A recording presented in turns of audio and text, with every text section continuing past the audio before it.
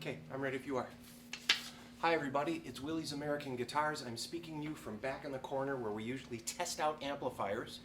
And I have today two things that might be of interest to you. A 1973 Ampeg V-4B with its original cover, with its original manual, warranty card, block diagram, which is for doing quick and easy repairs. And the cabinet does not have a cover, but it is completely original.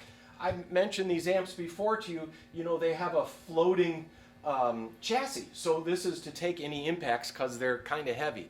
This is a third of the weight of the SVT. They are 100 watts. And with this 73 Jazz bass, which I'll get to in a second, you do have some really great control. There's this round growl you get out of old tube amps. And then they have some features on here that some of the reissues have, some don't, but there is a high pass filter here. Hear that? There is also this switch right here which relates to the mid-range control. You can assign a frequency that this mid-range control would either add to or subtract from. So we have three different frequencies there for this mid-range control, and then you also have the ultra-low sound. All these enhanced by this simple treble, mid-range with its frequency selectable, and bass. You have two volumes, so you and your other bass player can play. It is bulletproof. We will not ship this, so you're going to have to come get it. But this is at half of what you would normally pay for something that was a new hand-wired amplifier.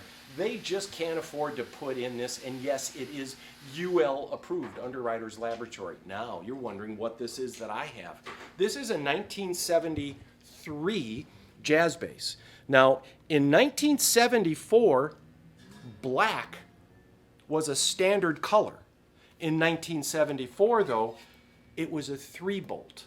That's the year everything changes for both Strats and Jazz basses, their top-line guitars. 4 bolts are earlier. Early 73, you gotta think, rock and roll was less than 20 years old. Seriously. Rock music, Elvis's biggest hits, his first hits really didn't come till 55, 56. Rock Around the Clock was 55. And here we are, less than 20 years later, and these are icons now. This particular color is really rare, especially with the black inlays. And then these colors, a lot of times, were ordered and they are lacquer. So in 71, 2, 3, you only had a choice of 2 colors in the catalog. But for 10% extra, you could order a custom color. And you can see the way the finish checking is on here that this is actually a lacquer finish. The neck is not. It's gone back to that thick coat that they started using in 1969. But this is, if you're a Geddy Lee fan, you're going, whoa, what? These are great sounding basses, and as all you know, there's 2 pickups back there. If you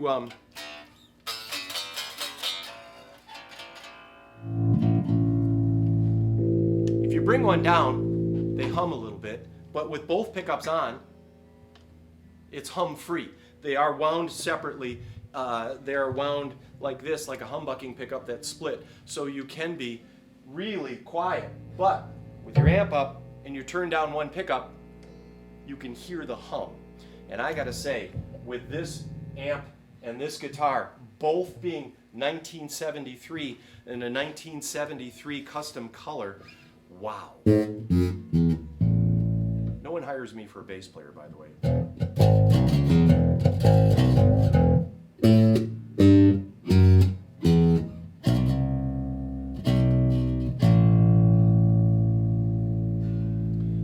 You gotta admit though, I look better with the bass on, don't I?